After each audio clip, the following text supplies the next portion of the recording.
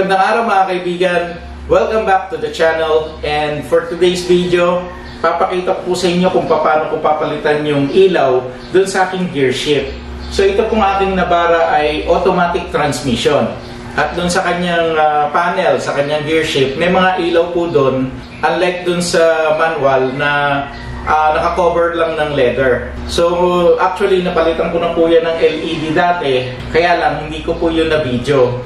So ngayon na nag-flicker na yung kanyang ilaw, iti-take ko yung opportunity na to para ma-video yun at ma-share din sa inyo. Para kung sakaling gusto nyo rin magpalit or kung pundi na yung ilaw nyo, at least may video kayo na pwedeng sundan. So wag na po natin patagalin, gawin na po natin to dahil may iba pa po akong accessories na ilalagay ngayon dito sa aking Navara. So tara, gawin na natin to. So ang una nating aalisin ay itong kanyang gear shift knob. Itong chrome plated na cover sa ilalim ay hatakin lang natin pababa. Ayan. Tapos dito sa gilid na ito, meron niyang clip. Gamitan lang natin ng manipis na screwdriver or kahit na anong klaseng pick para matanggal siya.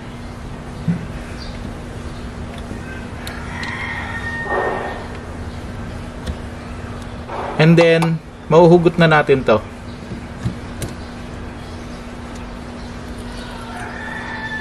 Next, ay tanggalin na natin itong mismong panel. So, para maalis to, gamit lang tayo ng gantong klaseng mga trim remover. Sungkitin lang natin yung mga gilid.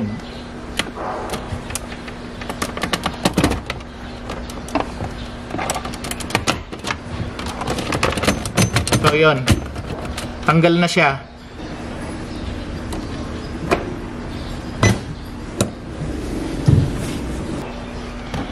So iangat lang natin. Tapos meron tatlong wiring dito na dapat nating alisin. So ito yung isa.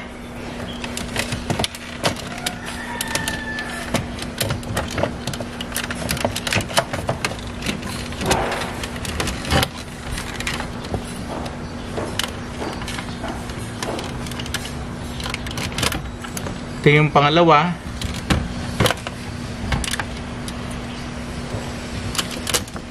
At ito yung pangatlo. So ito, natanggal na natin yung kanyang panel. Tapos yung mga ilaw para dito sa gear shift niya ay nandito sa likod. Meron dyang bulb na ang size nito T5. I-twist lang natin ng counterclockwise para mahugot. Ito yung pinalit kong ilaw dati. Kaya lang low quality lang din kasi ito. Pero may binili akong bago. Sa Lazada ko lang din ito nabili. Sana mas tumagal itong nabili ko na ito. So ganyan yung itsura niya. Again yung size nito T5. So ilalagay ko na lang yung link uli nito sa description box.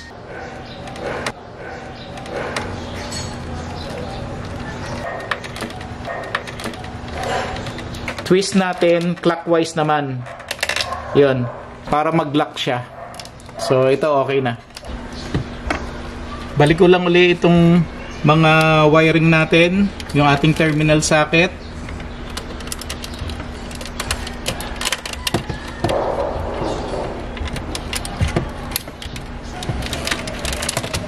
Itong isa, para dito sa taas, mamaya ako na ikakabit.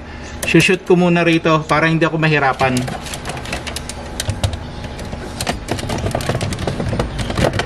Ngayon nakashoot na siya, tsaka ako kakapain yung terminal socket na to.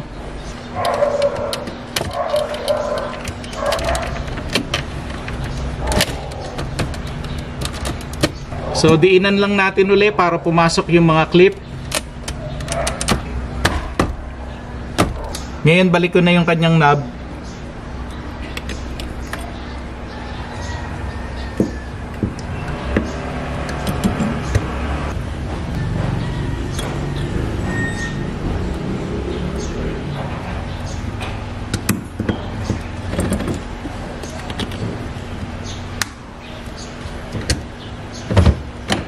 So okay na to, testing na natin. So gumana naman siya. At malakas din yung kanyang ilaw. Kung sakaling hindi umandar yung ilaw nyo, ay baliktarin nyo lang yung LED bulb. Kasi baka may polarity yan. At kung baliktad yung kabit nyo, hindi talaga iilaw. Gusto ko lang po sanang palitan itong aking shark fin antenna. Working pa naman siya.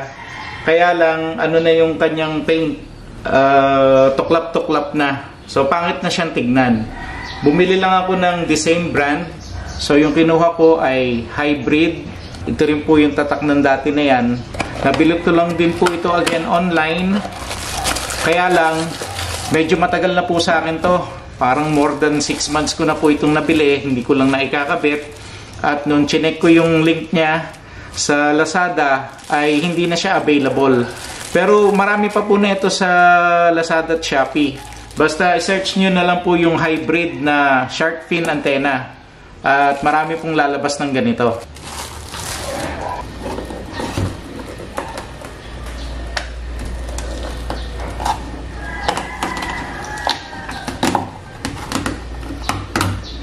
Naka-double adhesive lang naman po yung mga gilid niyan.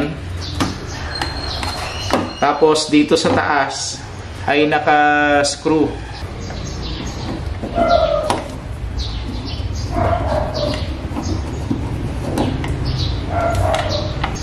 So ito po yung itsura ng luma ko.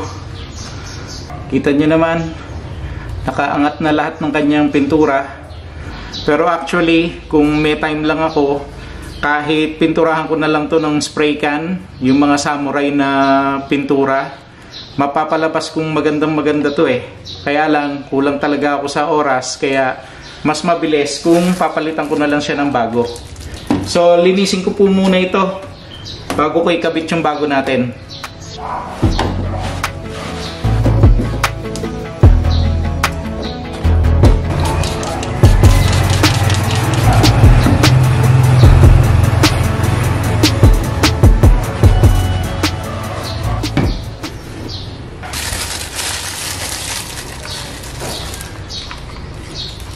Tapos ganito yung makukuha natin sa box. May kasama na siyang mga double adhesive. Ang problema kasi sa mga double adhesive na to, pumapasok pa rin yung mga tubig. Katulad dito sa dati kong nakalagay, kahit sabihin mong paikot yung double adhesive niya, pumapasok yung tubig. So ngayon, lalagyan ko yan ng sealant para sure ako na hindi siya papasukin ng tubig.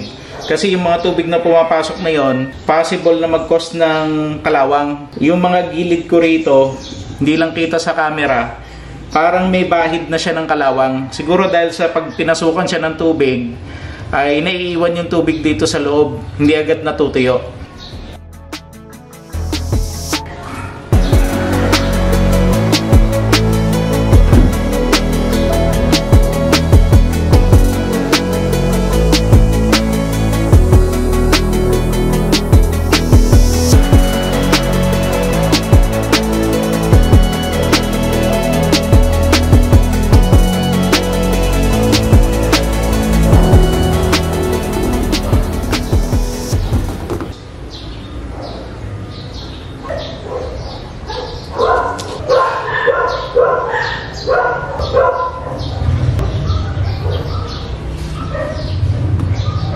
So ito okay na.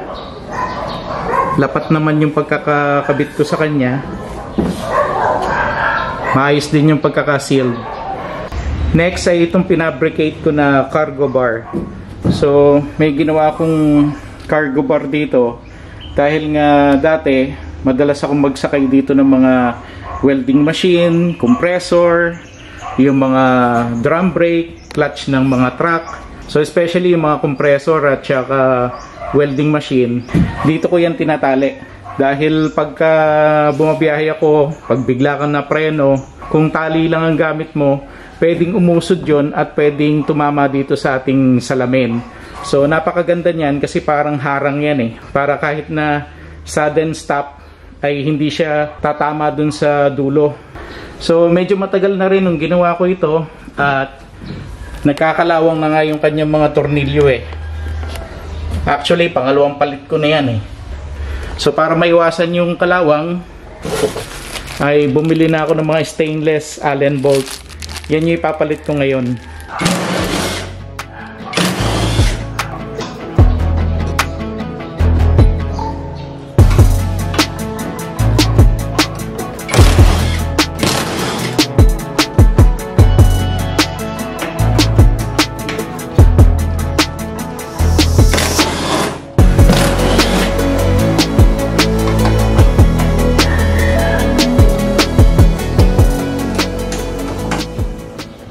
So tapos ko na pong palitan ng mga stainless na bolt. Kaya ngayon wala nang problema yan. Kahit gaano katagal, hindi na yan kakalawangin. At para nga pala doon sa magtatanong, adjustable yung aking cargo bar. Kung makikita nyo, may mga butas dito yan. So para pwede kong ilipat ito, para pwede siyang umabante at pwede rin siyang umatras dito. Tapos, yung mga butas po na ito, nagsisilbi yung tie-down hooks. Pwede akong magpasok ng lubid dyan na medya ang sukat. Or kahit yung mga hook, pwede kong ilagay dyan para ma-secure ko yung aking cargo. May ilang bagay pa po sana akong gustong gawin. Katulad po dito sa key fob na to. So, bagong bili ko po ito kasi gusto kong palitan yung ginagamit ko ngayon dahil luma na siya, marami ng gasgas, at burado na rin yung kanyang mga pindutan. Ganon din dun sa likod, yung tailgate damper na nilagay ko, nasira na po yung isa dun eh. So gusto ko sanang mapalitan din agad. Kaya lang, naubusan na po ako ng oras eh. So ang gagawin ko na lang, gawa na lang po uli ako ng isa pang video para matapos ko itong mga ito. Tapos ituloy po natin yung video na yon sa long-term review. Ito po kasi ng aking Navara ay more than 8 years na. I-discuss po natin sa video na yon yung lahat ng accessories na nailagay ko rito for the past 8 years. Ganun din lahat ng upgrades na ginawa ko rito at lahat ng naging problema o issue na na-encounter ko. So ginawa ko naman po ngayon yung pagpapalit ko ng ilaw sa gear shift, maging yung shark fin antenna na nilagay ko. Kung gusto niyo pong gayahin yon, sundan niyo lang po yung video natin ngayon. Sana po ay may napulot po kayong idea dito sa video natin. And if you like this video, please share, like, and subscribe to my YouTube channel. And don't forget to click the notification bell para lagi po kayong updated every time na mag-upload ako ng bagong video. So mga kaibigan, marami pong salamat and I'll see you again on my next video. God bless.